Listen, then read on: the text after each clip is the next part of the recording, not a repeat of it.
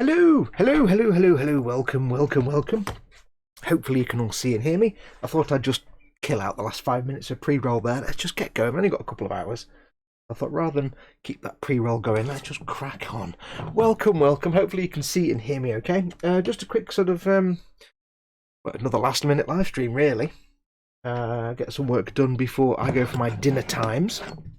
As I said over the last couple of shows, I've been struggling a lot with Mojo lately, so doing these streams helps me get to the bench and also gives you guys something to watch in the background and hang out in chat. So welcome, welcome. This is all about you hanging out in chat as always. So I've got the chat here in front of me on the iPad, and of course Guthorm is there as ever reading the chat for me.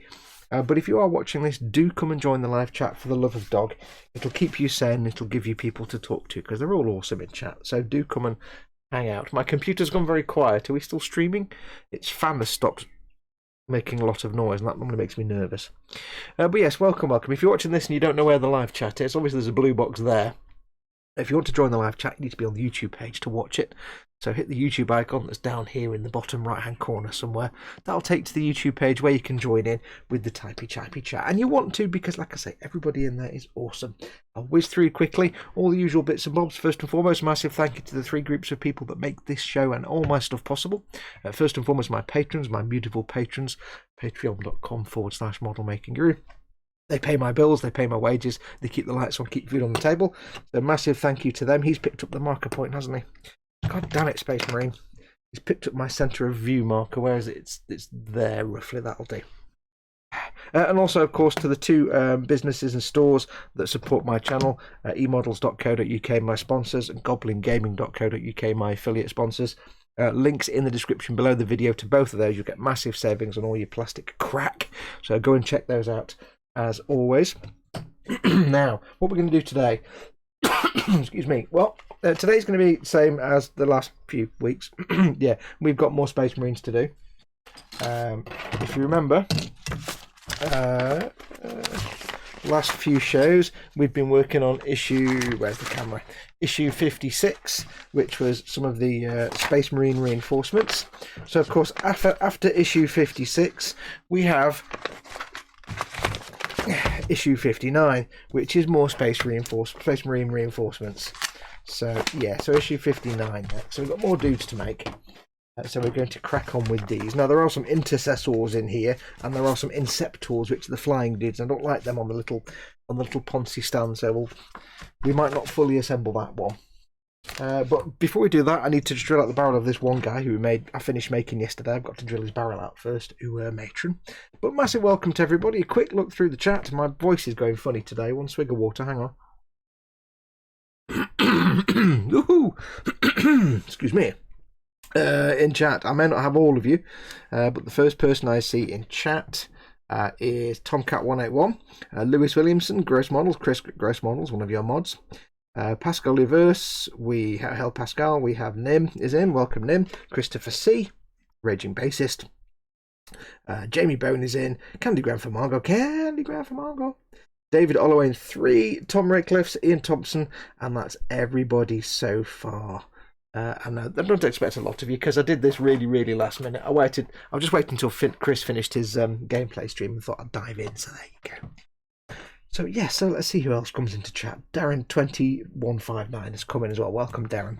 So we're going to crack on with this. Don't you get a binder, says Tom Radcliffe. You do. All the magazines are in the binders. The only thing I've left out is all the building instructions because I'm building everything first. It's very overexposed, just do apologise. I'm building everything first and then I'll go back and do all the painting. So I've separated out all the building instructions just so I can work my way through issue after issue, because that's what I'm doing on Warhammer Sundays and on these little impromptu live streams. Just getting stuff built in the background because I want to get everything built. It's less storage space. If I build all the models and put them in my Crusader cases and skirmish cases, then that's a lot less space than having a big box full of every magazine with all the bits and bobs in it and all the sprues. It's like, yeah, no, I'll just get everything made. Does everyone know if Conquest is still running in Australia? Yes, as far as I know, it started later in Australia, so it should still be going, Jacob. Welcome, by the way, Jacob Crowson. Infested Neptune, just thought I'd drop in as I'm painting one of my Conquest containers. Yes, I got halfway through painting and filming those, and then decided to stop and do a better paint job, so they're half painted in a box. I need to strip them down and start again. So yes, I'm not using. I've separated out the building instructions just because it's a lot less space to get everything built first. Plus, it gives me lots and lots of weeks worth of Warhammer Sunday content as well. So, right, let's get this barrel drilled out. Now, this is just the remaining barrel from one of the guys from issue 56. I've just got to drill his barrel out very quickly because I forgot to do that when I assemblated him. And then we'll crack on with the new guys from issue 59. Yes, as far as I know, Conquest started later in Australia than everywhere else, or than here anyway. So, how's my image, by the way? Are we nice and shiny? Are we nice and clear? Or is everything a bit dark? So, you should still be going. I know that they have had some delays because of all the chocolate velociraptor nonsense. I need to file that a bit. But as far as I know, they're still going. My X-Wing part work from D'Agostini is still going as well, so should be alright. Unless, of course, your entire postal system in Australia has been shut down, in which case, maybe not.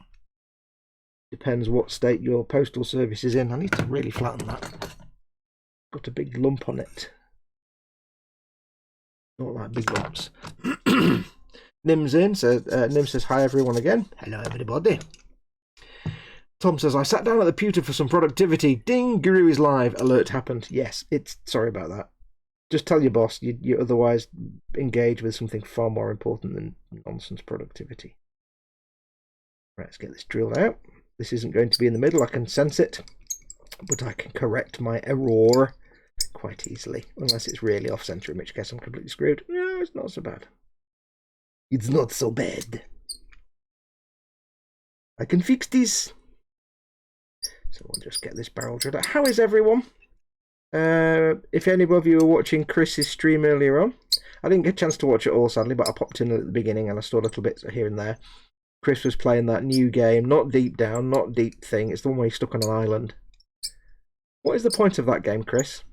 Are you supposed to get off the island, or is it you supposed to is it like a Minecraft? You're just supposed to be there forever and do lots of things, or are you supposed to get off the island, or is there a greater thing to the game?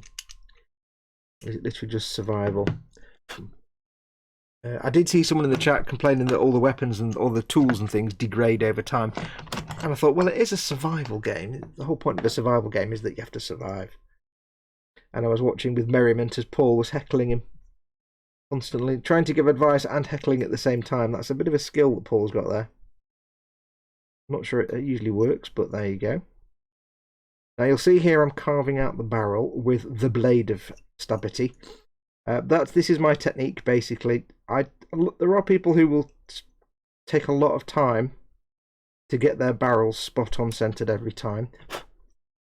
I'm not one of those people, because I know no matter how hard I try, I'll never get it spot on centered every time. So I just go for the best I can with the drill, and then you can carve out the rest of it to center it. Then you get yourself some Tamiya extra thin. Get most of the Tamiya extra thin off the brush, and just quickly run it around the barrel like that to get rid of any fluffiness that you may have caused with the drill and the knife. And when that dries, you'll have a nice, smooth, centered barrel. There you go. Yeah, so don't worry about barrels. If you hate drilling barrels out, don't worry about them too much. Just go for the smallest bit you've got, drill out the hole close to the center. If you get it in the center, fantastic. If you don't, just then carve around it the bits that are off center, and that's how you then get it in the middle. Because you want to drill a hole that's smaller than the actual hole you want in the barrel. That way you give yourself the leeway then to drill out the excess. So there you go, that's done. So we shall crack on with issue 59. The thumb is unbandaged, says Nin. Yes. Good girl. Can't be in that serious an injury then if you've unbandaged it already. Because normally I get like 3 or 4 days before I can take plasters and things off. When I cut my finger the other day, cut it there. Cut it here. Remember I was saying yesterday in the stream about how you always cut your finger like there or thumb, and you can't get a plaster over that.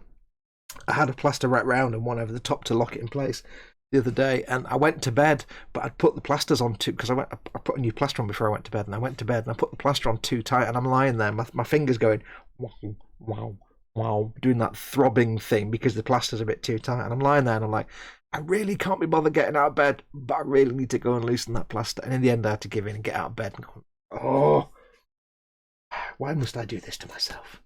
I hate being injured and having plasters and things. It's horrible. I don't like it. Right, we'll put that pin vise there safely out of the way. I watched it all. The point is not to die. There is something about a story, so I think you can win. Cool. Yeah, it's like a survival-y game, isn't it?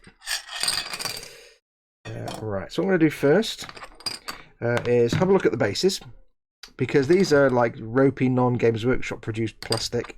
Some of these bases have had big nubs on them, which is most annoying. Over these, oh, there you go, great big chonky nub the size of Paris on it. Thanks, not Game Workshop. Let's get that off. We will get rid of it and sand it, file it back.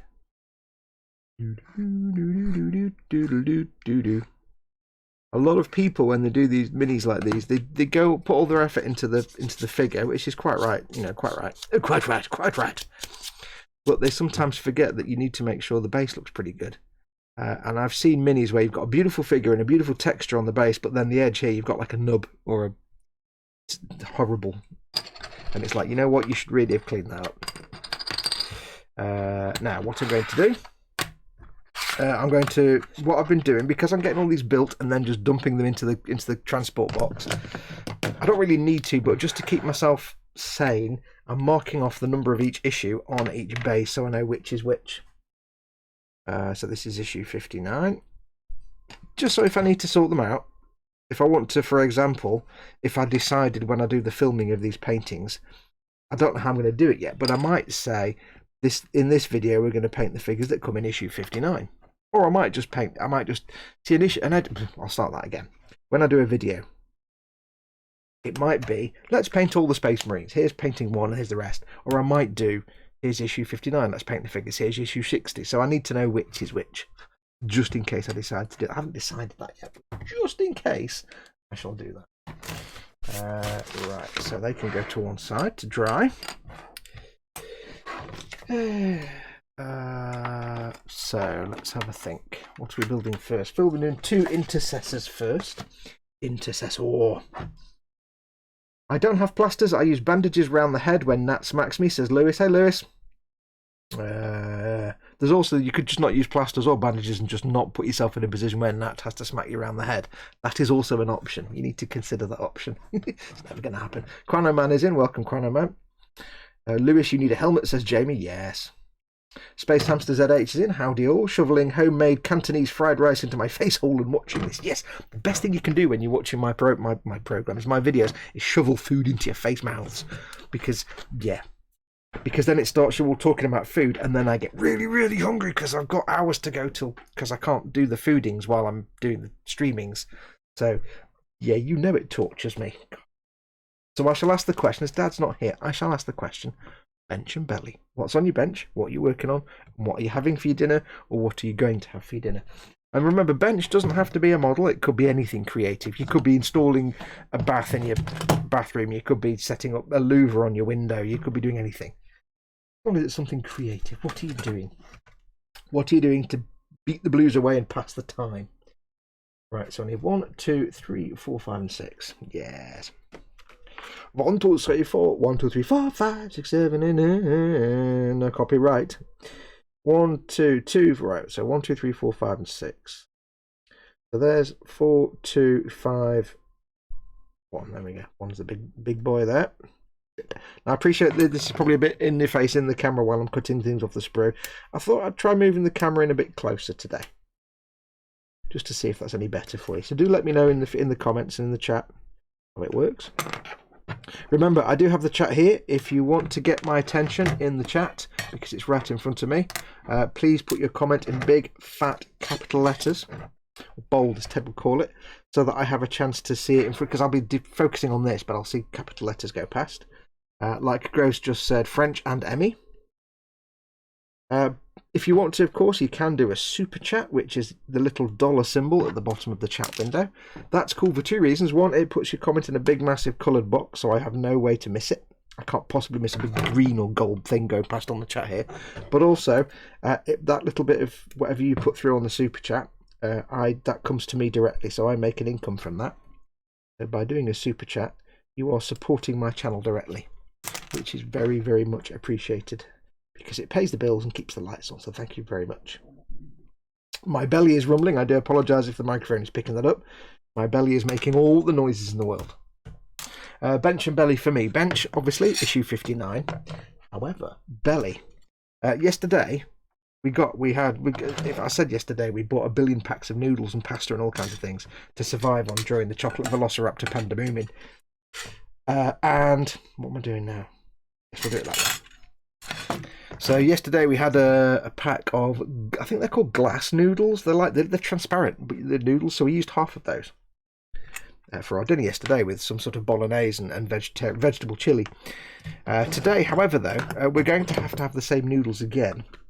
Pretty much because when I got the glass noodles out, the block of noodles was as big as the packet, so I couldn't not rip the packet.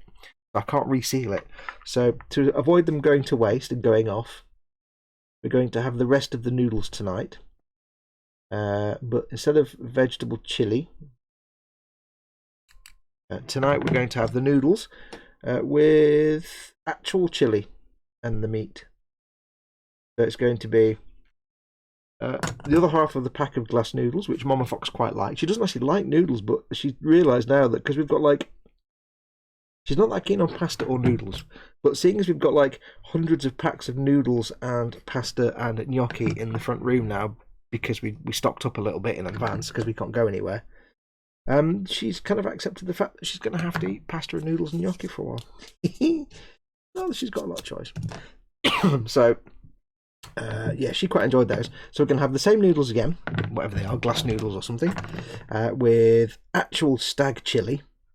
Those of you who grew up in the 1980s will know what I mean. Cans of stag chili, it's just the best. Actual stag chili, get in. We've gone all Tyne and Weir. And a pack of the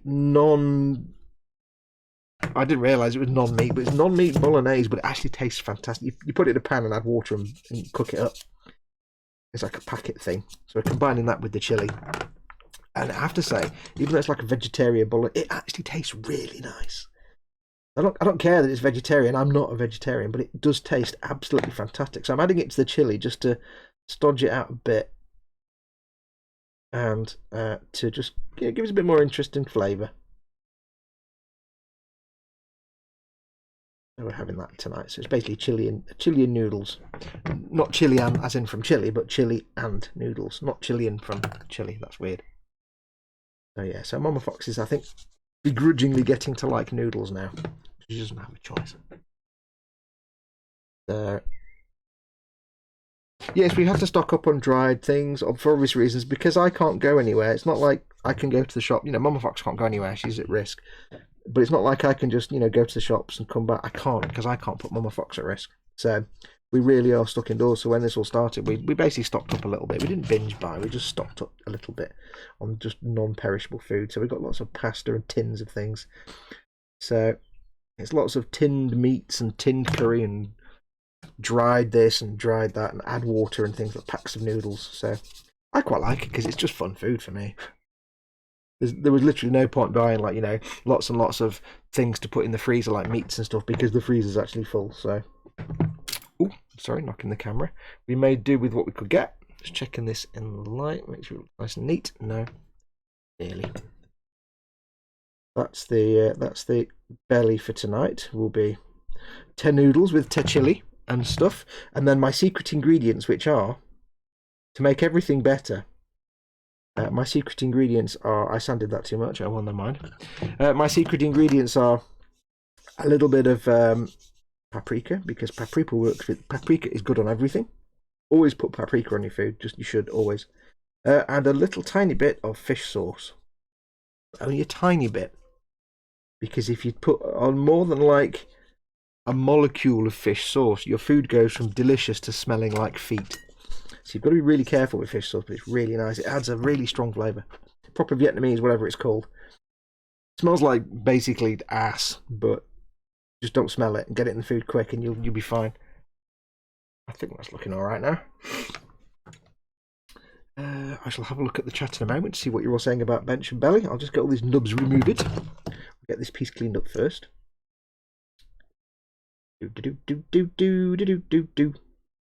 Yes, that game you were playing, Chris, what was it called? Deep Down, Deep Death, Deep Ocean, Swimming Deep. It's basically it starts off like Bioshock Infinite.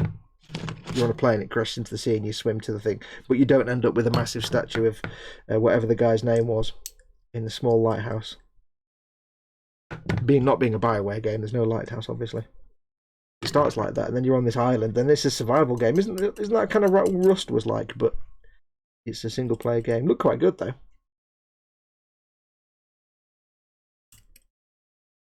I saw today on the Xbox Lives. I don't often buy new games. There's games I like, and I don't like spending because I'm not a rich man. I don't like spending games on something that I don't like spending money on games that I'm not sure about. I'll try not to do it very often. I really only spend money when it's a game that I know I'm going to like. But I went onto a Games with Gold today, and they had some like 8-bit RPG game that I've never heard of. I think it's called Paper and Pen and Paper, or Paper and Pen, or Paper and Pen Adventures, or something. I don't know. And it's supposed to be like a meta RPG, old style paper and pen. I don't know. Basically, you play a person in the game. You're playing a character who is playing a character in a pen and paper RPG. But obviously, you're seeing it as an 8-bit over the top. I don't know. I just saw the trailer. I saw the story and thought, I'll give that a try. There's 2 games for 1. If you're on Xbox Live, go and check it out. You might be into that. I've not even started the game yet. I've not even loaded it up, so it might be absolute garbage. I don't know. But it looks quite good. I can't remember what it's called. Pen and Paper, something. Somebody tell me what I can't remember. If you go into your Xbox dashboard, there's only 3 games. There's a crappy driving game. There's a crappy miniature car driving game that nobody cares about those. And then there's the paper and something. I don't know. It's not my kind of game at all. But I thought, well, it's free. You know what? It's free. It might be something to pass the time. I'll definitely give it a download and try. Because you can't go wrong with free. I've got that. We'll have a look at that later on, maybe. Somebody tell me what it's called. I can't remember. Somebody look it up. Pen and Paper Battles. I don't know. It's something. The trailer was quite amusing. The trailer is like an old guy saying, "This is how we used to play RPGs with pen and paper," and the young guy's like, "Well, that sounds rubbish," and he's like, "Yeah, but you can be a pizza delivery guy if you want. You don't have to be a knight or an ogre." And he's like, "Okay, that's cool. So I can play this game and eat pizza. Cool." Something like that. It's quite amusing. Infested Neptune says, "How do you suggest to paint models fully assembled or in parts?" It absolutely depends on the model. 100%. One of the skills you develop as you get into the hobby is, as you're going along in the build, figuring out what you think you can paint without having to assemble things later. Basically, the rule of thumb would be, with a model, unless it's a push fit kit like a Bandai kit, which doesn't really matter, if it involves glue in the kit, then you want to, as much as possible, not glue anything once the kit is painted. Because the risk is, as you're putting the kit together and gluing it, of course, if you get glue on the paint, you're going to mess the paint up and then you're just screwed. So you always want to minimize any assembly after painting. However, there are times when you can do it. There are times when it's advantageous. Like, for example, if I'm doing, let's just walk into this wall of fire. If I'm doing a Millennium Falcon cockpit, I need to obviously paint the interior of the cockpit and the people in it first before I then assemble the cockpit around outside it. So you'll develop a skill of sort of in your mind figuring out what you can assemble. With any kit, ideally you want to have as much of it assembled as possible when you paint it. So, for example, let's go back to Millennium Falcon. It's a great example, and I'm just in the line of fire here. But for example, Millennium Falcon. Let's say I'm building the Millennium Falcon. I in fact am. What you'll see me do is I will build the cockpit and paint that. I will build the gunwales and paint those, the interior parts, and then I will build the exterior of the ship, and with the painted cockpit and gunwales, I'll put those in and I'll mask them off so they don't get painted over, and then I will assemble the entire ship and then paint it. Because the rest of the Falcon is basically just the exterior hull with all little greebles glued on or stuck on, or however you're building it. I don't need to have those out. I can put those on and paint it. As you go through the hobby, you'll get the skill, you'll get the hang of looking at something and saying, well, like for example, this guy. Where's this guy? Let me find this guy. Where is he? This chap here. Now I asked the audience yesterday because I wasn't sure. This guy is carrying a big standard, a big like regimental standard on his arm, like that. So he stood behind this big flag, like that. Now I haven't glued this on. 2 reasons. One, I should be able to apply a very tiny amount of glue to his arm and to the base here to glue this on once it's been painted. It's fairly straightforward. But 2, if I built this and glued it together, although it wouldn't be impossible to paint him, it will make getting to the bits behind the flag, like his knees and the under armour there and any details on him, it will make getting to those parts tricky. And that's the trick. When you put things together, you'll develop a knack. I think that was... Give me 1 second. I think the doorbell just went, but I'm not sure. Hang on a second, folks.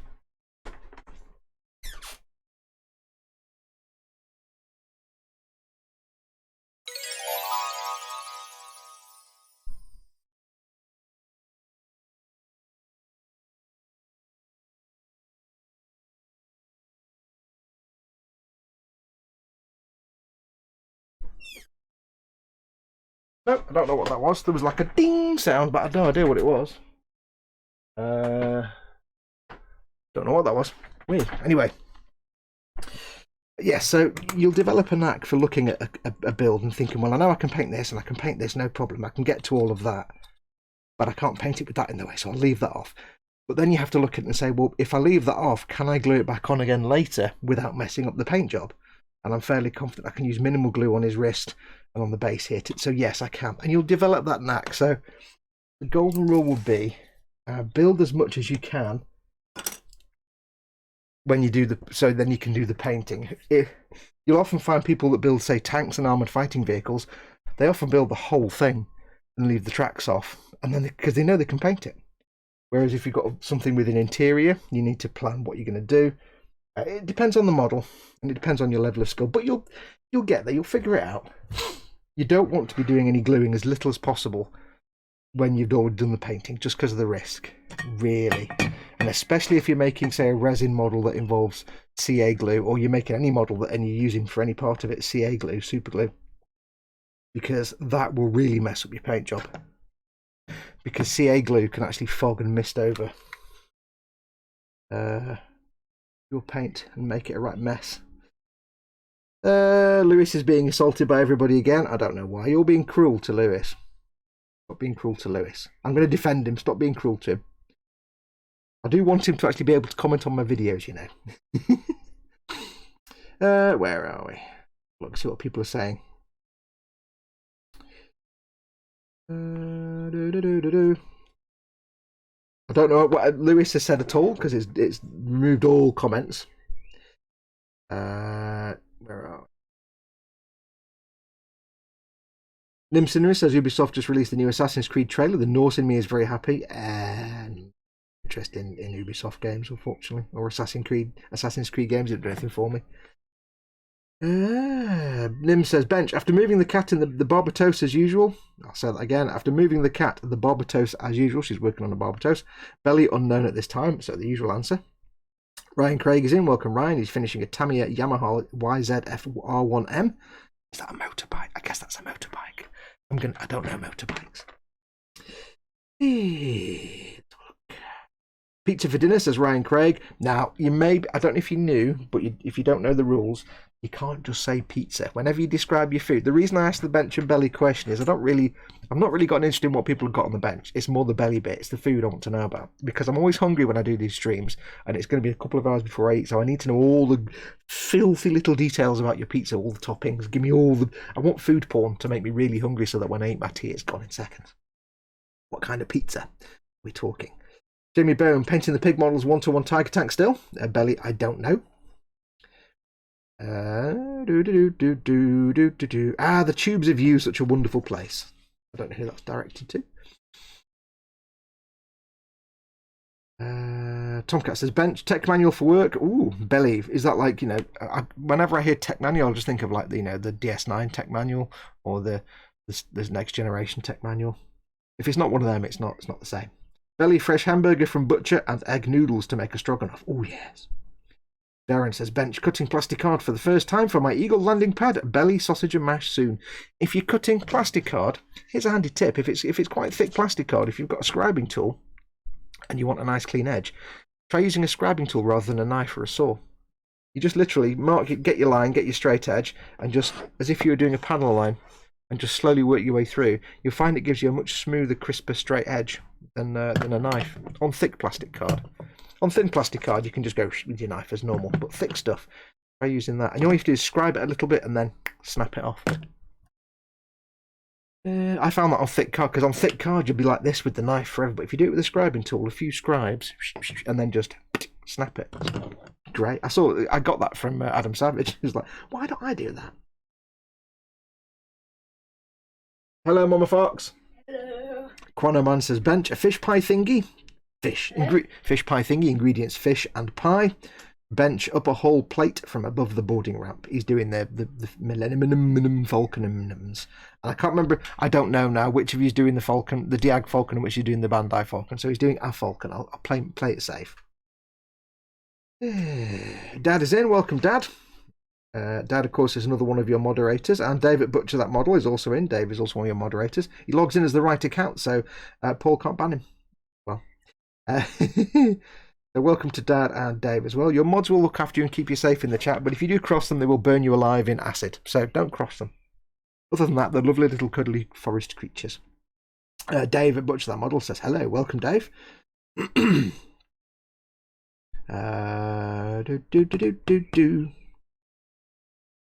Darren's making the 22-inch MPC Eagle. Excellent. It's a very nice kit. Very, very nice kit. One of the best models I've ever made, and I would agree with that. It is one of the best models I've ever made. It's just fun all the way. Dave says his toe still aches, but there does not seem to be any noticeable brain damage. Yeah, because Dave hurt his toe. People are talking about spanking and hammers. I don't quite know what's going on there. Nat Williamson is in. Hi guys, sorry I'm late. I didn't get a notification until Lewis just texted me. He's a good lad, really. Baldy Tommaso is in. Welcome, Paul. Beyond Hope. Welcome, Beyond Hope. Eric Graham as well. Eric, welcome, welcome. Lewis at Model Making Trucker, hoping that the 1315 Belfast is still there, but the next issues for my Bismarck has arrived by Belly Salad Rubbish. Oh, you're doing the Build the Bismarck? Yeah. I got the first issue of Build the Bismarck just to have a look at it, and it's like that big. The bit I got was massive.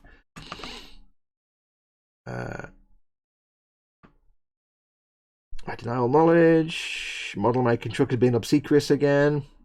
Nat Williamson says, Belly just cooking toad in the whole bench, empty till kids in bed, then I'll be getting my quilt back out. Yeah, big ass. Doing your Peter Rabbit quilt. Thank you, Fox, says Model Making Trucker. What did I do? I don't know. There we are. I think maybe you were booted because you weren't on the right account. I don't know. Anyway, so we've done that arm. I've got to drill the barrel out on this now. Fox, it's easy to remember which Falcon I am making cause it's my Falcon I am making. Says Quando Man. Very good. I'll stand corrected. Sigh. Right, so I'll get this barrel drilled out as well. See if I can get this one in the middle first. I won't. Somehow in the last couple of weeks, when I've been doing drilling barrels on screen on a stream, I've managed to get quite a few of them in the middle, perfectly centered, without any fuss. Just go sing, put the thing on, drill it out. It's in the middle. Who's your daddy? However, in reality, that's the only time that's ever happened. Like in the last few weeks on stream, normally it's like, oh, I didn't get it in the middle. God damn it.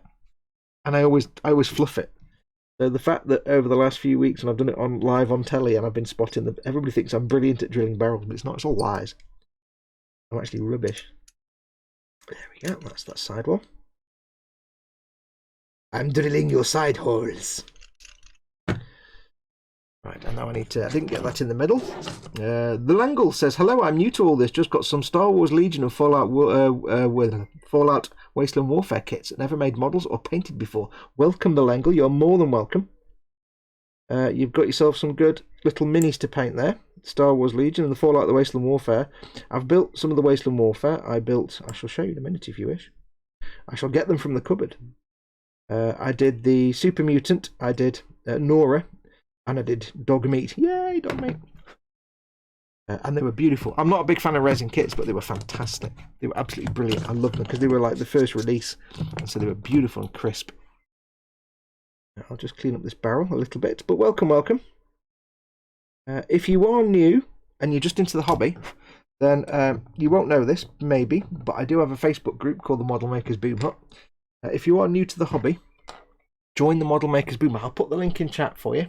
If my buttons are still working. There we go. Yeah, do join the Model Makers Boom Hut. It's a really, really friendly, safe environment. We don't allow rivet counting and snark and bitchiness. Anybody that does that, we just kick them out.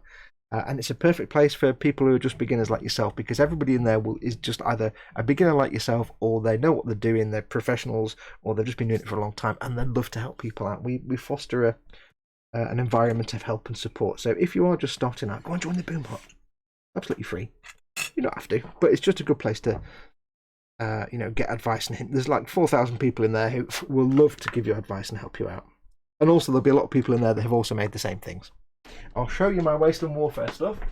I've only made 3. And oh my god, there's so much dust on them. Oh dear lord, I may regret doing this. That was a bad idea. Oh well. Let me get my magical dusty brush. Hang on. I went into my cupboard the other day and found my one of my minis had one of my Gunpla just completely fallen over. I was like, wow, really? Wow, how much dust? God, all the dust in the world. There you go. And of course, the goodest of good boys. I'll zoom in a bit for you. The goodest of good boys, dog meat. Let me zoom in a bit.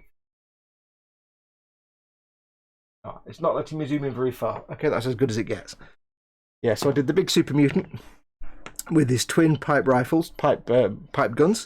I've got Nora with a rifle on the back and a 10mm pistol. And of course, the goodest of good boys, dog meat. Now, I am gutted that they didn't give dog meat either the goggles or the bandana. I think they missed a trick there. They should have the welding goggles and the bandana. But hey, what are you going to do? And they were beautiful, beautiful kits to build and paint. They were absolutely fantastic. A joy to clean up and absolutely delightful to paint. I did film the painting of these.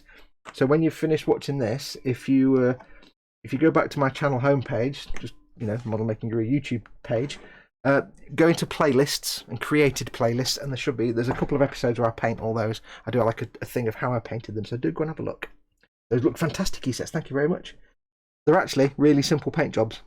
If you watch how I did them, they're not that complex. So yeah, go and have a look. They are really nice. Ian Thompson says something and then retracted it. I don't know why. Nim Cinderin welcomes the Langle to the plastic crack addiction. Mama Fox is creeping around behind me, trying not to be noticed. You are creeping. She's creeping around. She creeps around because she don't want to disturb me when I'm streaming. But I'm like, that's why I always go, hello, Mama Fox. Eric Graham says, hey, Gross Models, look, a pin vise. Pin vise. David Butcher that model. Here we go. David Butcher that model, for no specific reason, points out in the chat that it's his birthday next week. I can't imagine why he said that. And he can't work out if he wants to get a Master Grade Barbatos or the Tamiya 1350 Yamato. I don't know, actually. I can't advise you on that one because they're both awesome. I don't know, actually. Because the Yamato is a really nice battleship. And there is a thing to be said for 350 scale battleships, especially older ones, because you can get all the antenna wires and stuff. That'd be great. Model Making Trucker says the Yamato. Yeah, I would say go one step further and do it between the Master Grade Barbatos or the Bandai 1500 scale space battleship Yamato, or the 1700 scale space battleship Yamato. You might find space battleship Yamato even more cool. Just go onto Google, do it now, and just put Bandai space battleship Yamato 1500 scale. Trust me, it's big and it's fun. Although you'd have trouble getting it right now, I suppose. That's the problem. Let's have whichever's biggest, says Ian M.G. Thompson. In that case, yeah, Space Battleship Yamato. I've got some plastic ones from the Fallout core set, but a bunch of kits that are resin. I've got some research to do. I see you've done a tutorial for prepping them, says Langle. Yes, okay, so you said that before I said go into. Yeah, there's a couple of videos there. It does show you how to build. There's a real quick how to put resin stuff together guide. I did get these, these were pre-release. I got these from Modifius. They sent them to me pre-release. So, yeah, they were absolutely outstanding quality. Hopefully they're still outstanding quality. Obviously with resin, the older the kits, the less the quality, the more the quality drops. But they are beautiful sculpts. But anyway, I'll zoom back out again because I forgot I was zoomed in. Let me zoom out. Yeah. For some reason, my zoom today is that much. That's it. It's all it's given me. Sometimes this camera gives you massive zoom, and sometimes it doesn't let me zoom very far. That's just. I did, yeah, because Medifia sent those to me and asked me, you know, I said, can I do a painting of, and that was before they came out, and I was hoping they'd send me, they said, we'll send you some more as we release more, and they never did. I need to get a Corvega. I want to get a Corvega, that'd be great. The burnt out cars and stuff. Fantastic. Because the best thing you can do is load up Fallout 4 and then look at when you're loading a level, look at the models on screen because you can rotate them around, look at how they've weathered them, and then replicate that on the miniatures. If you've got Fallout 4 on, you know, PC or console or whatever, I do recommend just go in and out of buildings all the time and just look at the loading screens and rotate the models and study how they've done, like the specular highlights. So if it's, say, a weapon, as it rotates around, look at how some parts of it are matte of the metal and some parts are shiny. So, for example, on his pipe rifles, on the metal there, I've tried to reproduce the effect where when you rotate the model on the loading screen, it'll be like a matte brown colour for the wood, for the metal, because it's rusty and corroded, but the edges will be shiny silvery colours because that's where it's been rubbed clean or worn away. So I tried to reproduce that by using metals and sort of Agrax Earthshade washes and things like that, and Reikland Fleshshade washes. But it's not as hard as you think. Getting that kind of dusty, dirty, rusted metal look, it's not as complicated as you think. Mostly washes. But yeah, if you have got the game, I do strongly recommend just study the loading screens as much as you can. When you go through a door in a part of the world, just hope that you get a really long loading time, because then you can sit and study the models, study how they do it. Just fantastic. I do like the design, the weathering they do in that game. The game's got its issues, but the weathering in that game is fun. Where are we? Lewis is, I think, getting into trouble again. The Barbatos is a wonder to build, says Nim. I would actually say the Barbatos. If I'm going to make a choice between that Yamato and the Barbatos, I'd probably say the Barbatos, just because, yeah.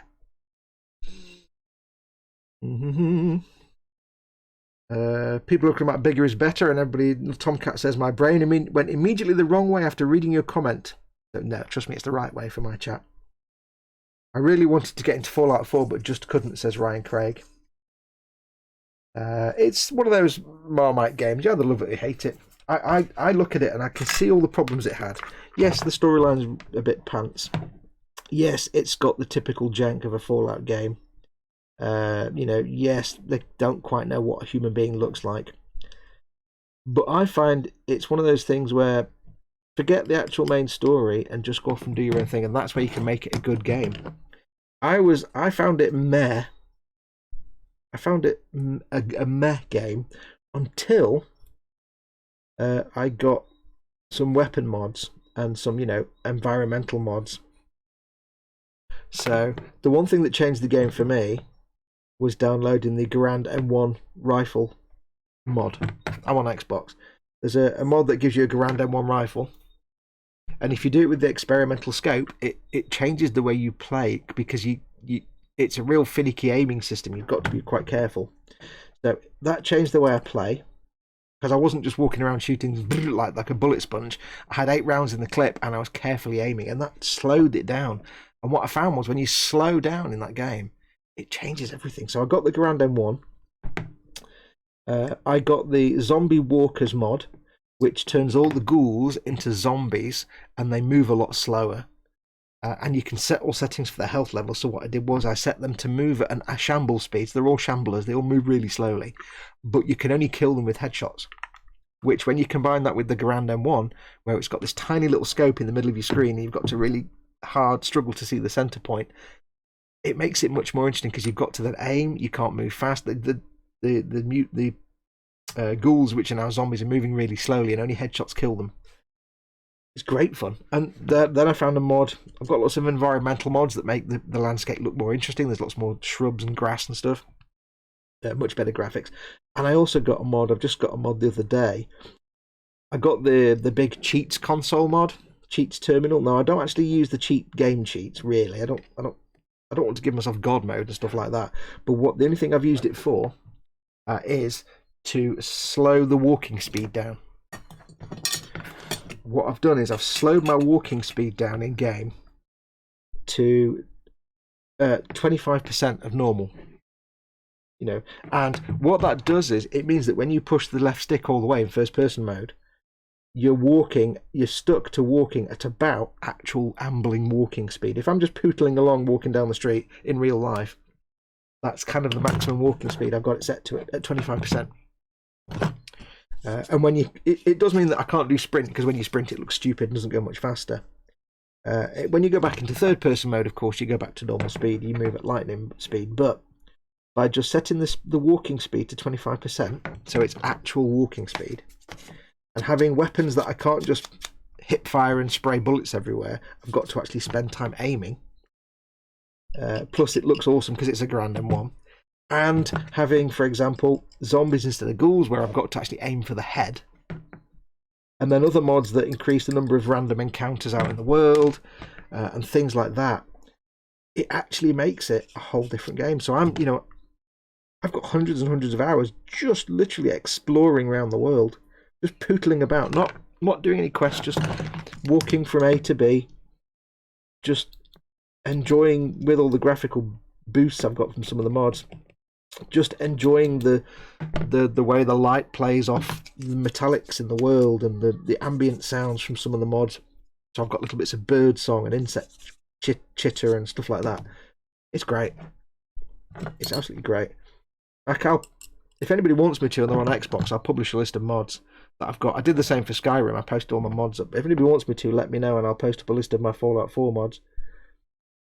I was debating whether to do like a live stream where I just walk from one end of the map to the other with minimal talking from me, just so you guys can enjoy, because I'm finding it really enjoyable just to walk along and just listen to the sound my feet make on the crunchy gravel and stuff as I'm walking along. I find it really mesmerising, so I've turned the volume up. And although it's occasionally broken by the sound of gunfire, it's just relaxing to listen to, like, the ambient environmental sounds and the crunch of my feet on gravel. Beyond the original game, you have to mod it. You have to get, like, there are mods that give you much more lighting and much more environmental stuff to look at, like grass and stuff, trees. There's mods that give you much more environmental sounds like animals and creatures and wind, and True Storms gives you lots more weather options. But so you have to do that. It does change it completely. So yeah, look at mods. Mods can change the way you play that game. If you like running around and shooting things, like just running in gung-ho, then it's not, that's not going to work. But if you're like me, you'd rather take a real slow pace and just, see, I like to take in the world. I like to drink it in. So although a lot of people complain about the visuals in Fallout 4, I actually think they're fine. Because, they're not the best, but then I wouldn't expect the best in such an open world. It's too big a world and too many things going on. There's too many puppets and strings to have, Wolfenstein level graphics in an open world game at the time. Going back 6 years, don't forget, and now with it being updated. You think they're asking a bit too much, but for what it was and when it came out, I think the graphics are fine. Especially when you get, you get the graphical boosts from mods, and you get these wonderful textures and colours. I look at it from that kind of artistic point of view. I'm quite happy to lose myself in the world. Bethesda may not be great at a lot of things, but the one thing they are really always good at is world building. They really do make some fantastic worlds that you want to just get lost in. And I can happily wander around, just just pootling about and not thinking about gameplay or combat. And I also find myself, you know, if I go into a building, I don't just walk in and walk around and shoot things. I kind of do that almost LARPing where I'm pretending that I'm in the room, and how would I how would I walk about inside this room if I was there in real life? Or, you know, I was walking around the other day, and I was walking down a skyway, you know, the roads, the overhead roads, as it was coming back down to meet the ground. And I wanted to get back down to the ground level, but I was like 20 feet up, and I was like, well, I could just jump off, because in the game I'm not going to get harmed. But I thought to myself, you know what? In real life, if I jumped off there, I'd break all my legs and I'd die of blood infection, and I'd die or starve to death because I'd have both legs broken. So I wouldn't jump that far in real life. So let's just move around realistically. So I'm forcing myself to, you know, if I get to a fence and I can't get through the fence where I can normally jump over it, I'll walk around to get to the gate. And it sounds really stupid. If that's not the kind of thing you're into, you'd hate it. But if you like that kind of Zen experience, it's actually fascinating. It's fascinating because it just changes. A lot of time you just spend walking around the landscape, and occasionally you'll get a dude to shoot, and that's it. It's not exciting. It's not like, but it's weird, and I just love that. I can spend hours just walking in that game. So basically now I'm walking at the same speed. You know when you see like your provisioner, you set up a base and you have a provisioner that goes from base to base, and they've got their pack Brahmin, and they go from settlement to settlement with their pack Brahmin and all the provisions and stuff, and they just walk at a slow amble speed. That's the speed I'm walking around at. The same speed. Set it to a quarter.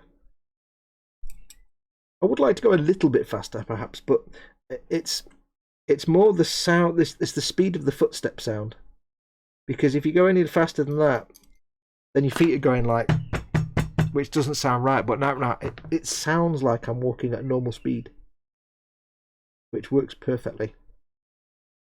Especially when you walk along and suddenly you go off the tarmac onto just crunchy earth, and you get that kind of crunchy gravel footstep sound. It's fantastic. I love it. I'm enjoying it. Taking time to absorb the sights and sounds and occasional bullets.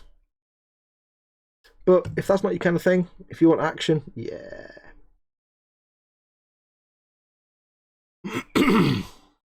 Let's have a look. Belly has been chosen, says Nim. A cheeseburger, fries, and a chocolate banana milkshake. God damn it, I really so want takeout food. I was amazed to find out last night that it may well be that one of my local KFCs has opened for deliveries. But Mama Fox and I are not sure if we want to take that risk at all. As I said, we are, you know, it's a real risky situation with Mama Fox. So do we want to take the risk that the local teenagers in our local KFC are competent enough not to cover the packaging in all kinds of nasty horribleness? And I don't know if we are. Not tonight though. Obviously, we're doing the rest of those noodles tonight, but it is a question. Well, obviously the food will be fine, but it's the stuff the food comes in. Well, I've made a right mess of that. I'm trying to get that panel line back in, and I've gouged it. Oh well, never mind. That's where weathering and purity seals come in. Yes. Purity seals forgive all your sins.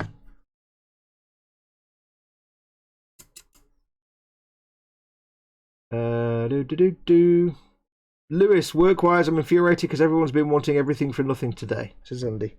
We'll give them nothing. What have you got for nothing? Nothing. Bye. It was Nat's fault this time, Fox. She said bigger is definitely better. I could not let that go without a comment. Yes. Chris at Gross Model says, does it have carrots? What, Fallout 4? It certainly does. Why, only the other day I picked up a carrot and was like, I'm thinking of Paul and Chris right now. It doesn't have Khajiit though, which is the downside.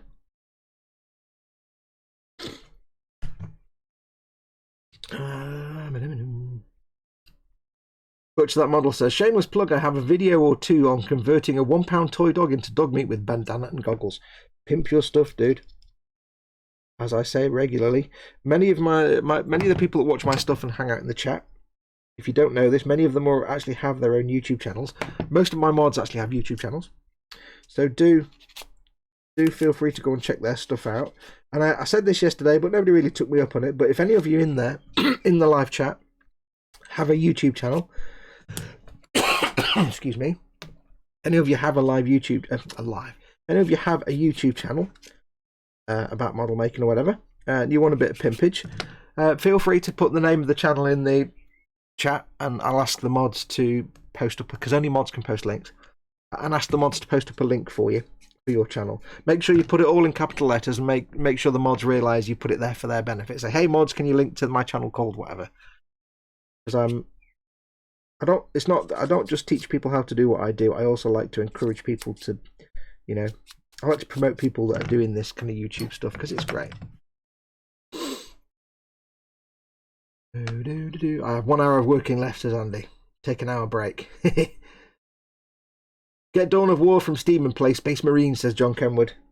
I'm Xbox. I'm not a PC gamer. Unfortunately, my PC is not designed for gaming.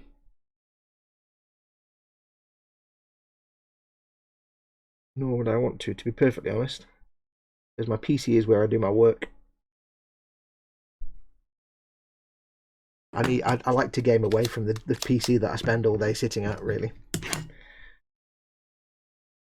If I spend all day editing videos, the last thing I want to do is then spend the rest of the day still sitting at that computer doing something else. No. Okay. Just get the power armor and the minigun, says David Butch. That model, that's boring. That's just run and gun. That's not interesting. I think it's just, I don't know. I'm a little bit, you know, I'm a Ponzi freely sleeved artisty type.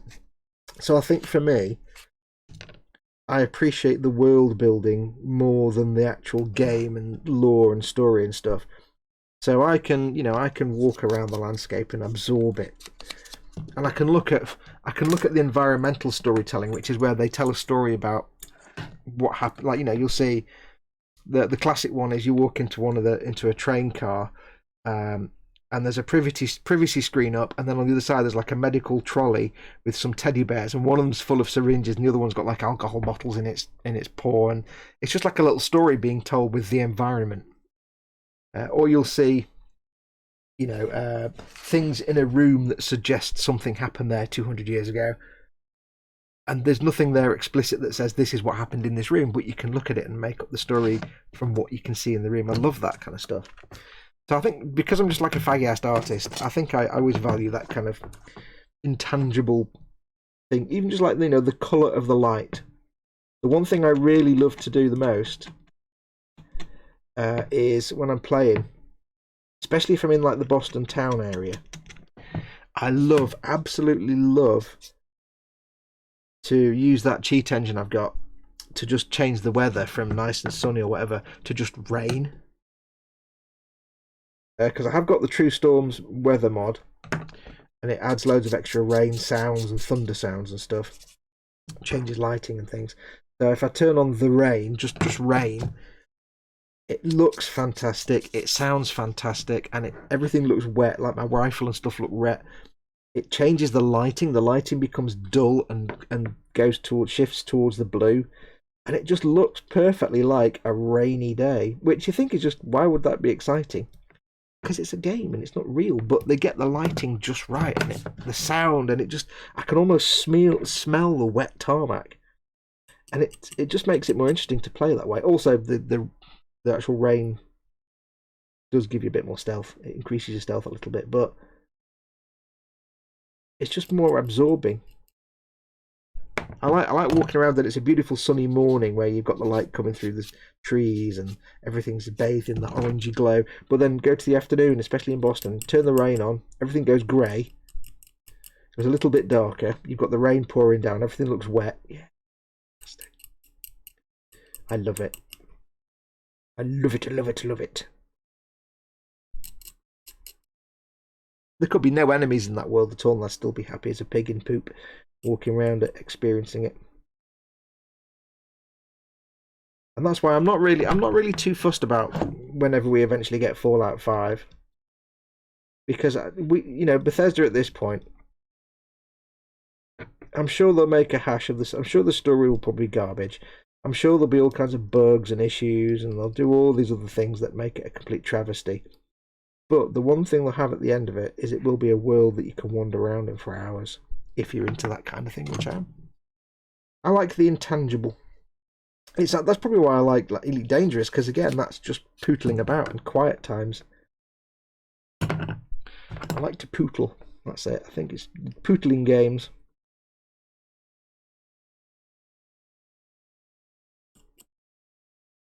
Somebody in chat did give me the name of that little RPG that I downloaded, but I didn't see it or I forgot it. It scrolled down. So whoever it was, can you remind me again? It was that pen and paper RPG thing. It's currently available on Xbox Games with Gold. Is it Pen and Paper Knights or something? The Deluxeist edition? I don't know. I think you get the first two basically for free. It might not be the kind of game I play, but hey, it's free. I'm not going to look it. I might give it a try later. The 8-bit look might get really tiring on a 4K telly after a while, I don't know.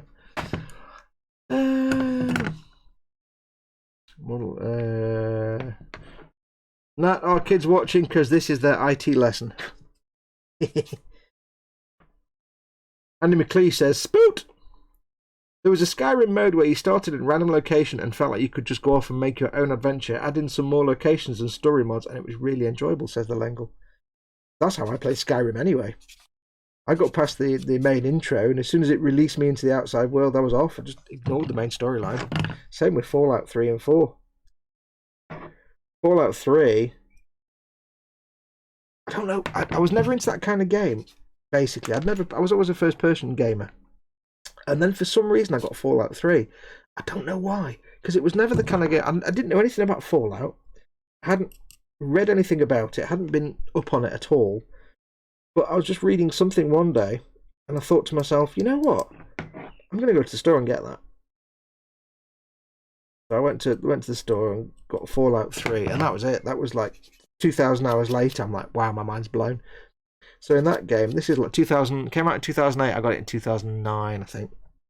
So it'd been out about a year, just before the DLC started coming out. And I'm used to linear first-person shooters, and I got this game, and I got out the vault. And that moment in Fallout 3 when you walk out of the vault for the first time, that was just like incredible. I mean, looking back on it now, it's dated. The visuals are dated and everything, but go back, 12 years, it was amazing. An Xbox 360 game or a PlayStation 3 game. It was incredible. And that moment, I walked out of the vault. I got myself to Megaton, the town of Megaton, and then I just ignored the story at that point and just wandered off. And I spent 800 or 900 hours just wandering around the capital wasteland, exploring, finding doors and buildings and characters and secrets and environmental stories and all kinds of stuff. And that's the one thing Fallout 4 was missing a bit. Fallout New Vegas was just barren and empty wasteland. I didn't enjoy it at all because I couldn't have got 800 hours wandering around in the Mojave because there's nothing there. You wander around and you might find a cave or a shack. And that's at either end of the map. It was empty. There was nothing there. And Fallout 4 came out, and it was a return to the goodness, but it wasn't quite as populated as Fallout 3. As in, there's lots of things to stumble upon, but there weren't as many funny little, there weren't as many buildings and hidden things and doorways. And like one of the things I loved in Fallout 3, and this is what blew my mind at the time. You'd be walking along and you'd pick up a radio signal. And it'd be like a Morse code radio signal. And it's radio signal received, what's this? And you'd listen to it and you'd be like a Morse code signal. And it'd be really faint and crackly and distant. You'd be like, oh, that's a bit weird. And then what had happened was, as you moved around the landscape, so you're here and you pick up the signal and it's all faint and crackly. You move over this way and it gets fainter and fainter and then you lose the signal. So you come back and then you go this way and it gets fainter and fainter and then you go this way and it gets louder and clearer and you're like, oh, and you follow that and you're just triangulating it basically until eventually you're just listening to this radio signal as it gets clearer and clearer and louder and eventually you stumble upon like a drainage culvert and there'll be a hatch and you can go in and there'll be like a little sort of rudimentary cobbled together fallout shelter that somebody's made and they've been leaving this radio signal playing for 200 years since the Great War. And I love that. There was loads of things like that in Fallout 3 that just weren't in Fallout 4, really, or not as much. And so Fallout 4 was great, but it wasn't quite as vivid and dynamic and full of interesting things as was Fallout 3. I think they did well, but they could have done more. And Fallout 4 as well, the one thing that's bad about it is the fact there's a mod that adds lots more NPCs wandering around. There's not a lot going on. You can walk for a long distance in Fallout 4 and not encounter anybody. And it's like, yeah, we need more things to do while we're walking around. Because Fallout 3, you can wander around, you find rad scorpions, you find raiders and mutants and all kinds of things. Fallout 4, not quite so much. It's basically nice landscape. Occasionally you'll find a ghoul. Most of it is just people in buildings. It's like, you missed out a bit. Right, quick look at chat. We'll get this guy glued up. Where are we? Chat has not jumped much. Or has it jumped much? Raging Bassist is off, apparently, I think. Got to go back in 45 minutes-ish. We'll be just finishing up then, so yeah, do come back. Fox, the kids are skipping lessons, says Model Making Trucker. Kids, don't skip your lessons. You need to do the learning, so you can end up smart. And then, if you do your learnings and then you end up dead clever, then you can get the job that pays all the monies, and then you can buy all the video games in the world. Yeah, and all the models as well. So, yeah, do your learnings. I'll tell you what. When I was a kid, right. I'll come back to the chat in a second. Just very quick thought. When I was a kid, I didn't like school when I was a kid. I used to begrudge the fact that I'd go to school and I'd be there all day. I'd be like, oh, but school all day. The one thing you don't realise as a kid is that when you then go out and get a job, you don't realise how easy you've got it as a kid. Because you go to school and you're there for 6 hours. And when you get up at 8, I'd be at school for 9, I'd leave school at 3 or half 3. When I'm an adult, I get up at 7 to get to work for 8 and I'm there till 6 p.m. Yeah, I'm looking back on my school days going, man, I was an idiot. I should have really enjoyed school because I was there for 5 minutes a day. How little we realise until it's too late. Enjoy your school days. Model Making Trucker is just setting up his YouTube channel. Cool. Dad puts a link to something, I can't tell what the link is, and then another link to a channel as well. I expect Lewis will make Nat a mod, says Chris. Oh, that's a link to Lewis's channel. Yeah, so if you do have a YouTube channel, please feel free to put something in chat for the mods and say, mods, this is my channel. Just, you can't put a link in, but you can tell them what it's called and they'll link it for you. Perry Singer says hi. Welcome, Perry, says Dad, and I say the same. Welcome, Perry. Sorry to ask, but what I must have missed it, but what model is this you are cleaning up? Is it a Space Marine? Yes, I am working on my Warhammer Conquest part work. And at the moment I am doing issue 59, which is some Space Marine reinforcements. It's 1, 2, how many do we get? 1, 2, 3, 4, 5, 4 Space Marines and 1 floaty Space Marine Inceptor. If you don't know what Warhammer Conquest is, it's a part work. You get 4 magazines each month, and at the end of 80 issues, you built up an enormous Space Marine army, an enormous Death Guard army, so you can play them against each other. So you end up with like good 150 models.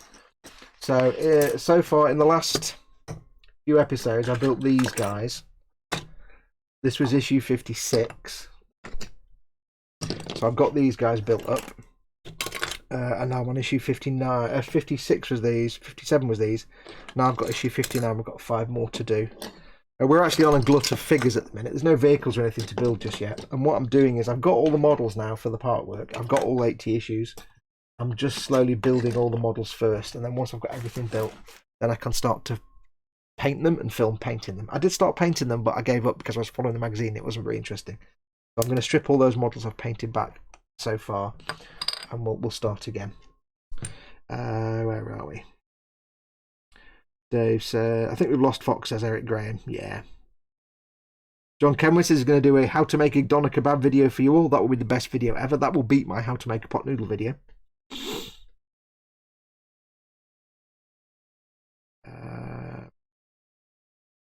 It's a good game, says Dave, but it gets on my goat that an NPC will live in a shack with his bed under a hole in the roof after 200 years. Why would he have remembered how to use a hammer and a broom? There's a bit of stretching of disbelief, if you know what I mean. I started playing Fallout 4 some time ago, says Candygram, but it crashed my computer for some reason. I'd like to give it another try, as I liked Fallout 3 in New Vegas. You will like it. You will like it. But yeah, definitely mods is the way to go. As with all Bethesda games, as with Skyrim, there's a generic, unofficial patch that fixes 99% of the broken things. Andy's getting angry at his customers. Fallout 3 is an absolute classic, in my humble opinion, says Candygram. Absolutely. Fallout New Vegas took me a while to get into, but it turned out to be very good. The DLCs were excellent. I got into it, but it didn't. It was tiring for me to play. I don't know why. I just didn't fall for it like I did with Fallout 3. Cynical Steve is in. Welcome, Cynical Steve. They had some of that radio stuff in the Resistance games. I played Resistance 1 and 2. Didn't play Resistance 3. I did play Resistance 3. I can't remember. I played the first one because it was set in Manchester. And I'm like, oh, look, it's my hometown in the 1950s. It was a terrible game. Let's just leave it at that.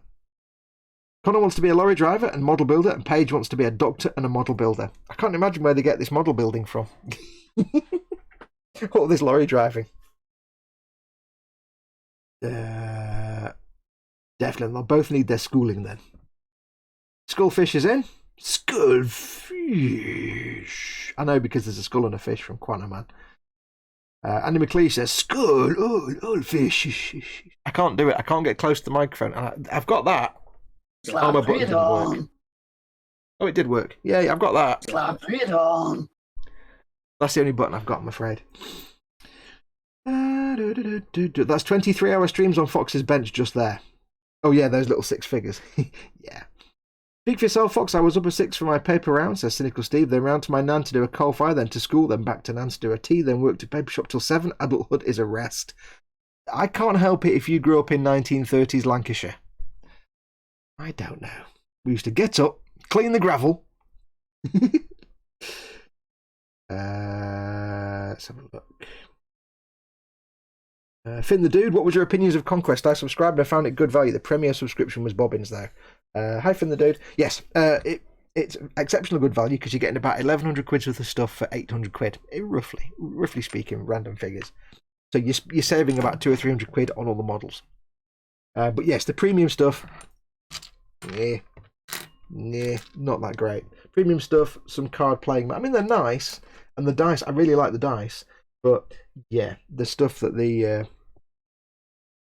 you get on the Age of Sigmar stuff is vastly better. I'm looking at the wrong guy. I'm looking at the instructions for the wrong guy.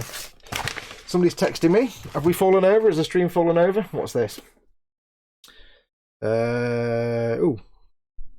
My brother needs me to put some things in my Amazon store. Let me just reply to him and tell him I'll be an hour. 1 second. Okies. Just live streaming. Don't know why I'm telling you what I'm texting him. Live streaming right now. Give me an hour. Yeah.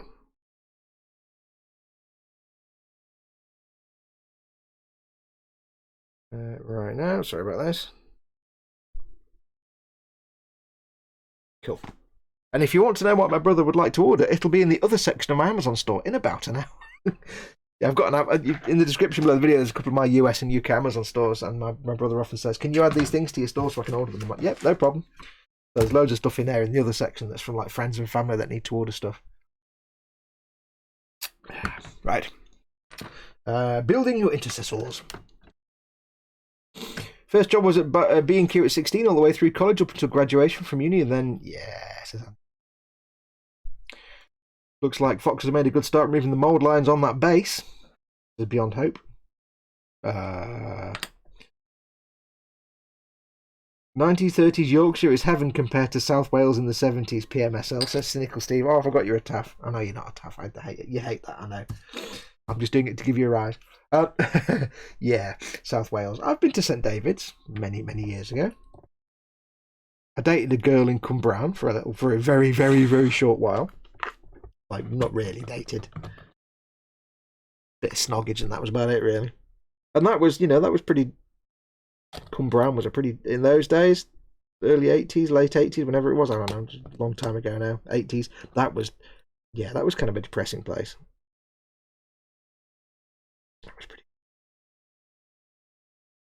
Actually, it was very late. It was like a 1989, I think, 89, 90 maybe. Maybe 1990, but not that I don't know. I don't think it was that recent. Yeah, I don't even know where Cumbrain is now. I've forgotten anyway. Is that South? That's not South Wales, is it? I don't. Cumbrain, Dad, lol. Did he just say? Did he just say that? Did I listen correctly that the Sigmar stuff is better? Finally, says David Butch that model. No, I said the rewards for a premium subscription in the Sigmar thing is better. The stuff you get with the regular subscription, I don't care for the Nighthaunt. I think they're a bit. I think the stuff you actually get is not as good.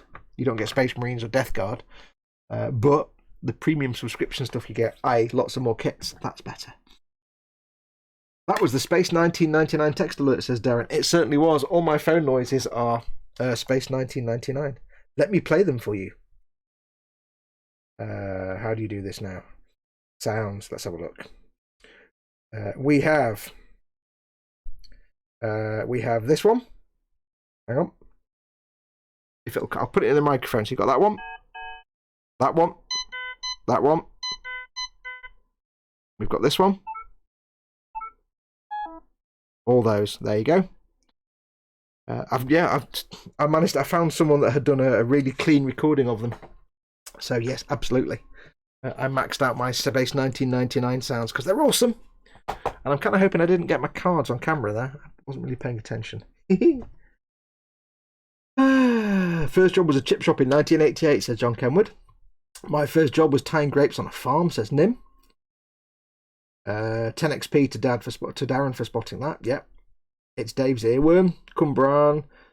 Space 1999, let me play the songs of my people. I used to deliver to Aberbargoid in the valleys, Steve. Aberbargoid, there's lovely. What's occurring? Right, so that's that glued on there. We shall glue him to an base. Now, we've done this before. I'll explain it again because I never know who's watching. I'm using 2 glues. Tamiya Extra Thin, which is like water and dries quite quickly, which is a really good grip. And Tamiya Regular Thick Gloopy Cement, which I call fat.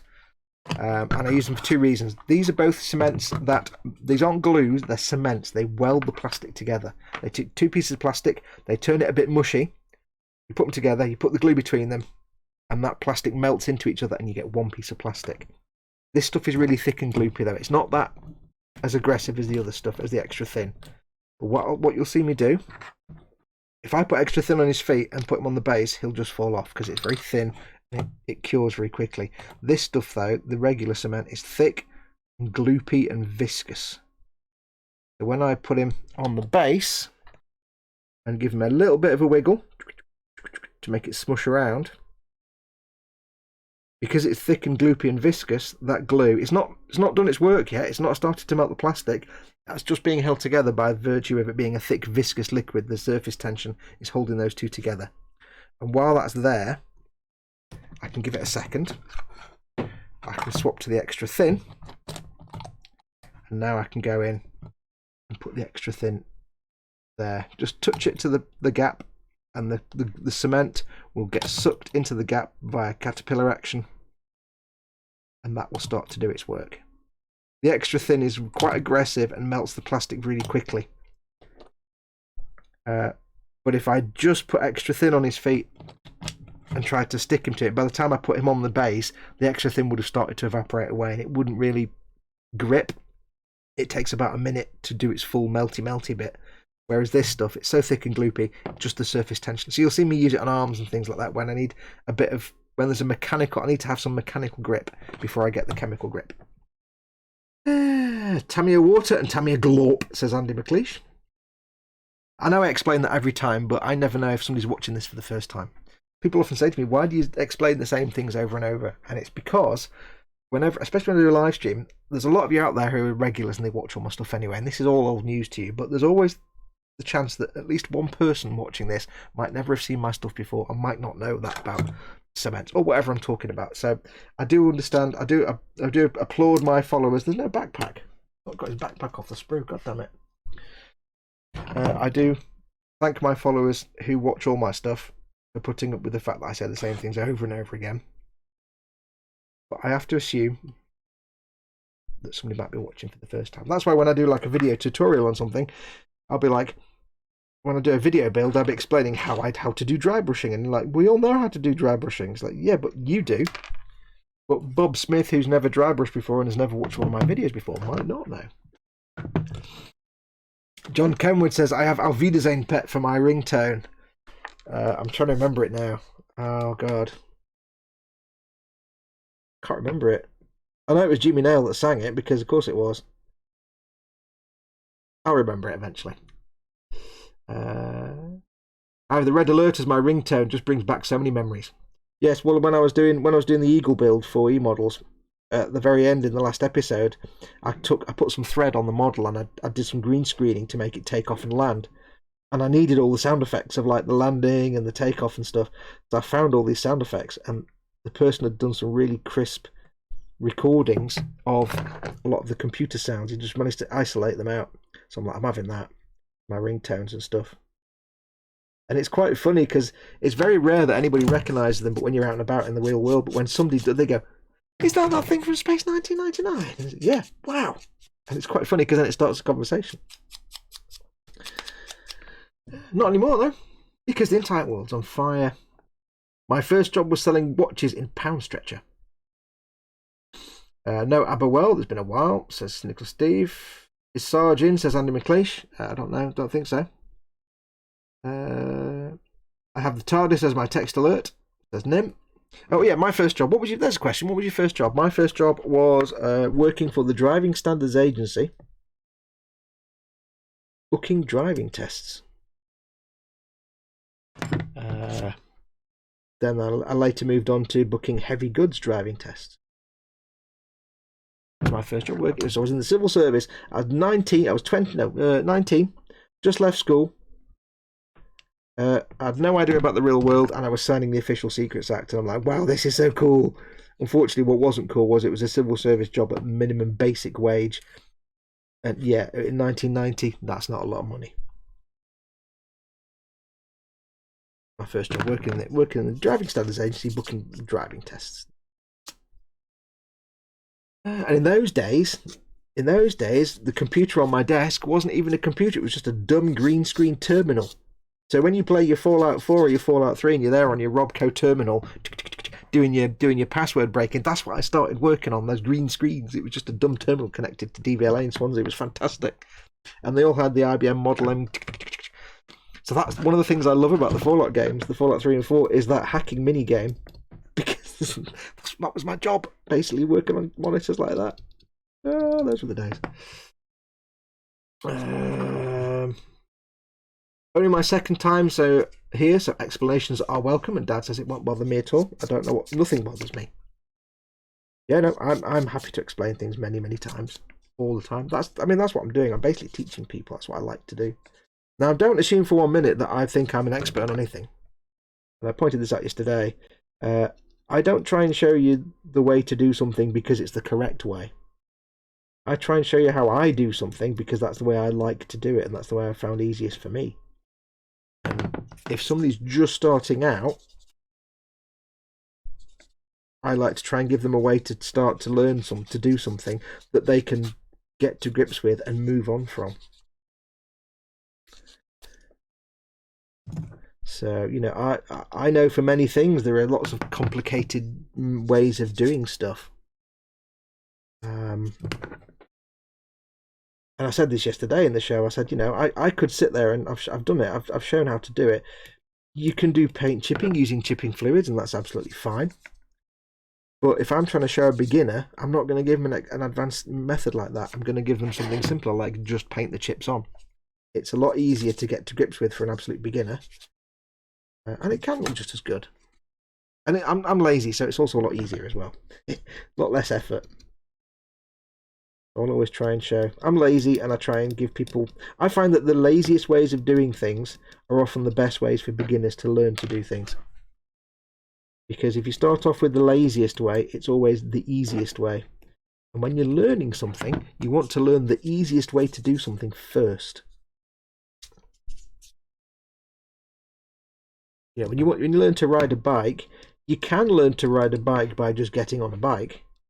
Or you can learn to ride a bike the easy way by putting stabilizers on it first and getting comfortable and getting used to it, and then eventually taking the stabilizers off. It's an easier way. I like to think that I'm suited to teaching people this stuff because I am lazy. Because I always want to avoid the hard work and do it the easiest possible way. If there's a way to do something, and there's the quick way, which looks fantastic, or the 18,000 step complicated way that requires a degree in knowing things and still looks just as fantastic, I'm going to go for the easy way.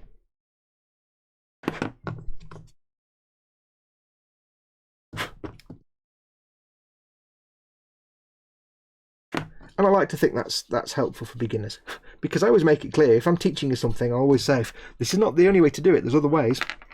And now you learn how to do it this way, go off and figure out how to do it other ways and better ways.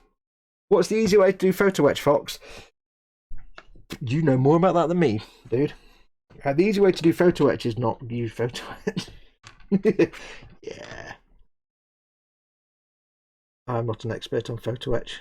I have minimal photo etch expertise and experience, and it does scare me a little bit. How does his head go? His head goes like that. I think we might get just one dude done today. I'm getting the rumbly bellies. Die belly humble gefahren. I'm right off the camera shot there, aren't I? There we go. Let's move this. I've got my center point marker here and it's not quite. Put it there. Let's move the eyelash out of the way. Where are we? My first job was working at Haitian Power Station as a chain man, says Butcher that model. Is that a man that does change? I'm not sure what won't bother me, but nothing bothers me. Cynical Steve says, essential Finn, Fox waffles whilst not building very much Warhammer stuff, and we all take the mick. It wouldn't be the same if you didn't. If I had an adoring audience that just hung on every word I say and just looked at me as if there was some great knowledgeable guru, which is ironic given the model making guru now, then I'd get bored. I like the fact that you guys just take the mickey out of me and we just have a laugh because we're just having fun. This is silly. We're all grown-up men and women making little plastic soldiers. There is nothing serious to be had here.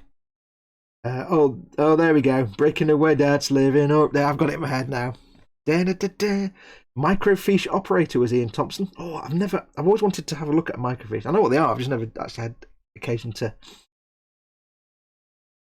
I thought Jimmy Nail sang that song. Was it the other guy then? I don't know. Oh, am I getting confused with thingy from the actor that sing write the theme tune, sing the theme tune? Am I getting confused with him doing the theme for New Tricks and Minder? I don't know. My first job was in the job centre finding other people jobs. That's a good job. The schoolfish. And that's why Fox loves the Model M keyboard. Yes, my IBM Model Bing. I'd do it for you now, but I'll probably type a load of stuff and stop the stream. My IBM Model M. Best sound in the world. Cornwall, says Dad. You mentioned I've just been headhunted for Cornwall Youth Services, says John Kenwood. Awesome, congratulations. That's right. I like doing that. It's very good that you've been headhunted by Cornwall. I don't even know if that's the right accent, but I'm going to do it because I have to, don't I? I do. Yes, Dad has the right answer for Lewis. Lewis says, "What's the best way to do photo etch?" And Dad says, "Very carefully."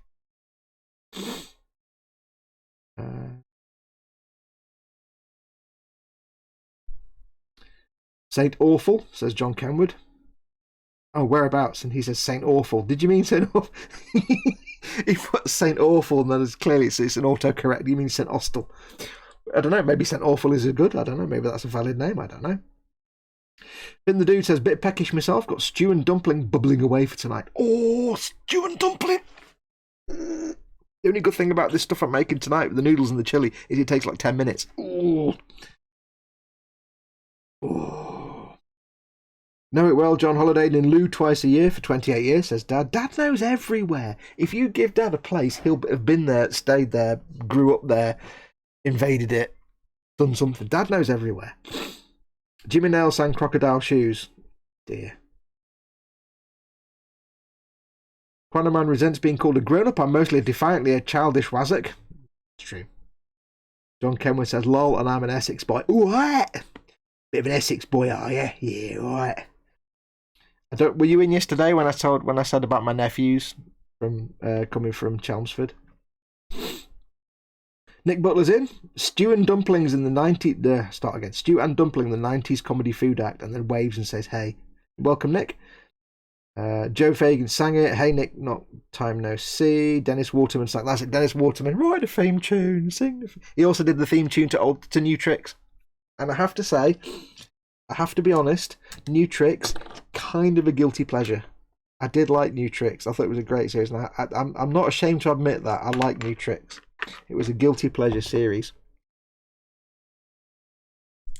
Until they got rid of the main actress and got a different main actress who wasn't quite as good. But it was still alright. Right, it's arm time. This can only go one of two ways. Now, one of them's on a peg, so it can't possibly go wrong, which means it'll probably go wrong. Dad is around 100 years old, says Eric Graham. Hey, Eric. I'm from Romford, says John Kenwood. Yeah, Romford, near Essex. Right. Yes, my nephews. If you weren't here, I don't know if you were here yesterday, but if you weren't here from yesterday, my brother is from Cheshire like me and sounds like me.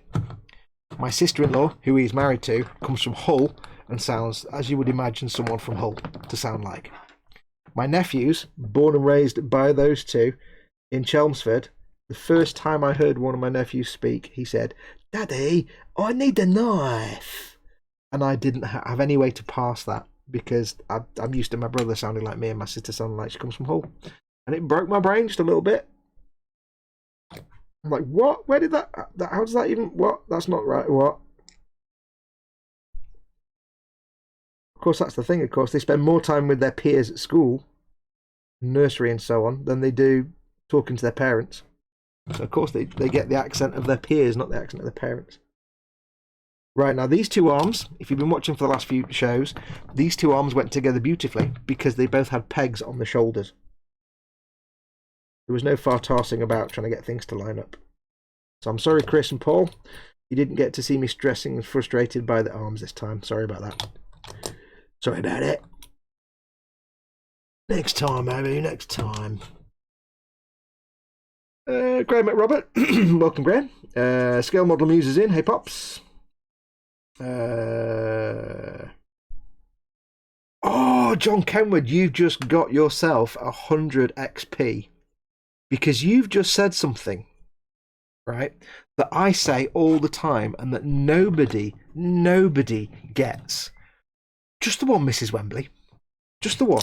Nobody ever gets that reference. Whenever because I do it like, do you want a cup of tea, Fox? Yeah, just the one, Mrs. Wembley. I use it all the time. I didn't even watch that bloody series because I couldn't stand it, but I saw like a few episodes of it and that stuck.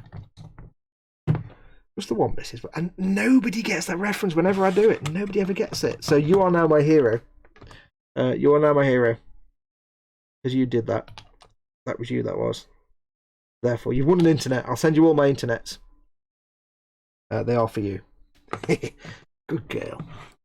Just the one, Mrs. Wembley. I have to send my CV for, Graham Robert. I have to send my CV for an interview building sheds. That sounds interesting. I meant that in total kindness, Dad, says Eric, after saying he's 100 years old. Scale Model Muse wanders in and sets the coffee pot on the table. Yes, don't drink coffee from a cup, drink it from the pot.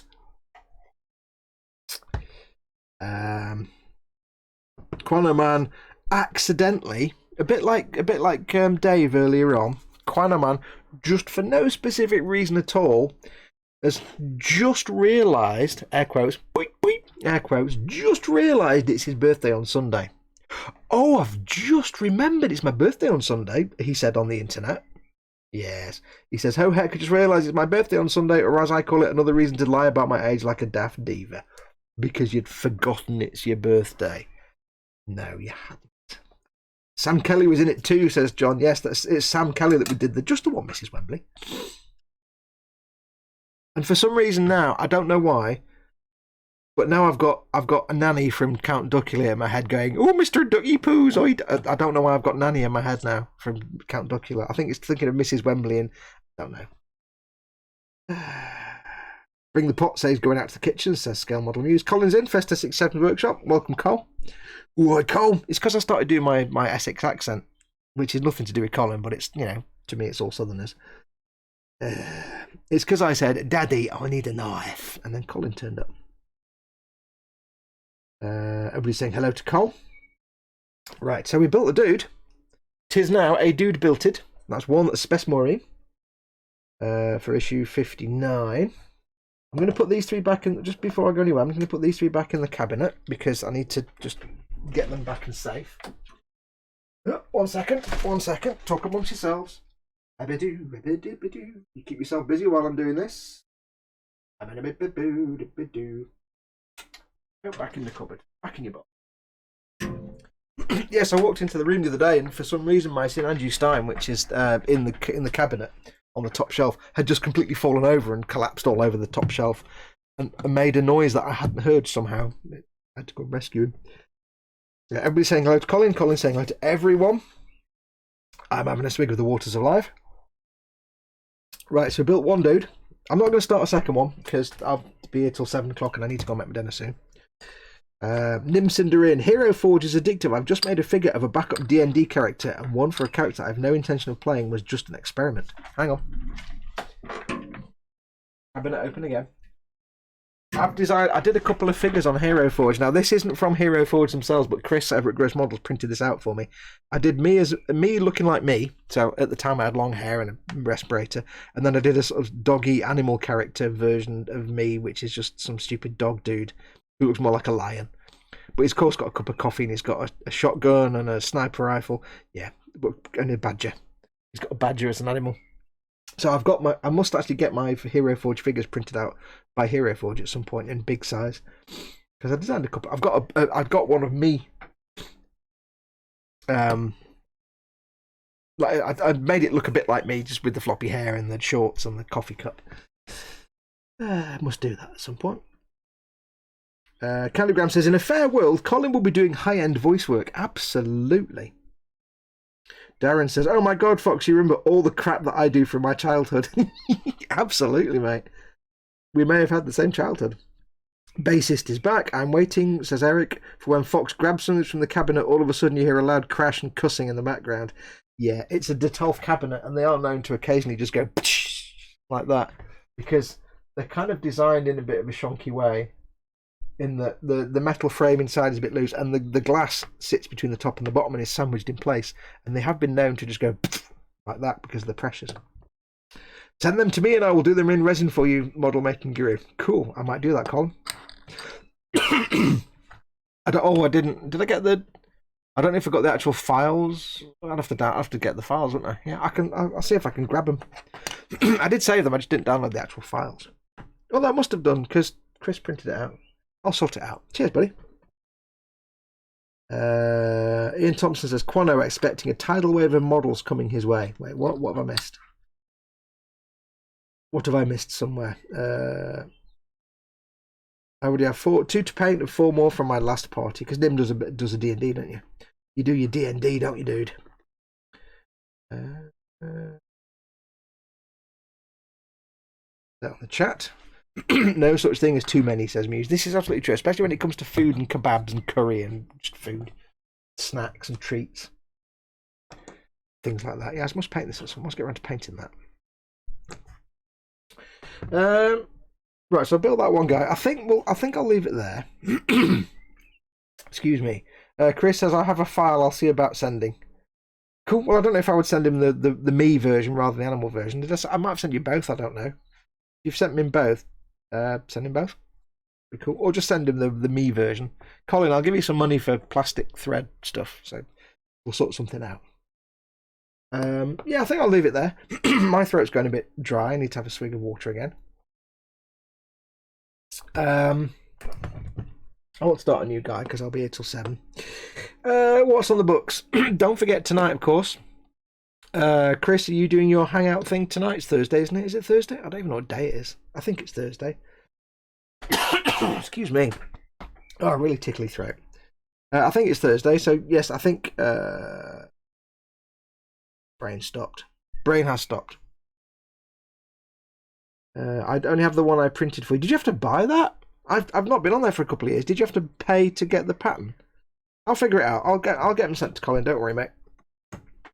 I'll get them and send them to Colin because it won't cost me anything, I don't think.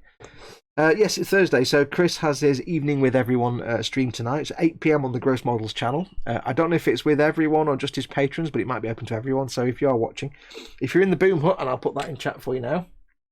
That didn't work. Buttons asleep. Okay, let me just redo my buttons. Hang on.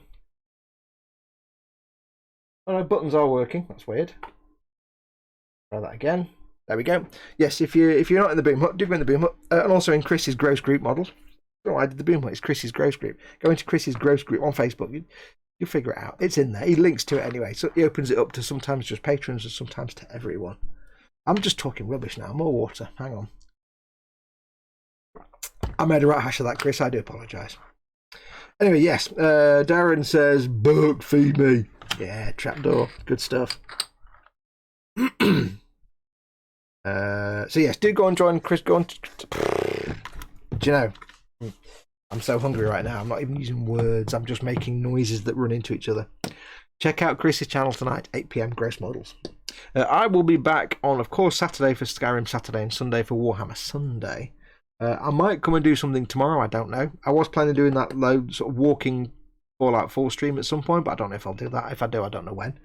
I might see if I can get another workbench stream tomorrow, but I'll see what everybody else is doing first. But until then, I shall say massive, massive thank you to all of you for watching.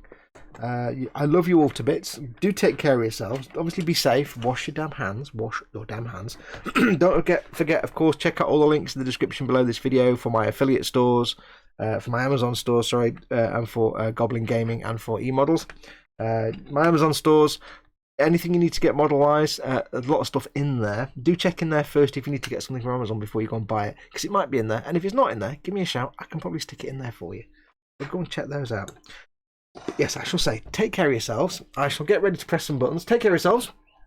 I'll see you all very soon. Stay safe. Enjoy some food. Be safe. Wash your damn hands. And until next time, adios, amoebas, ladies and gentlemen. Adios, amoebas.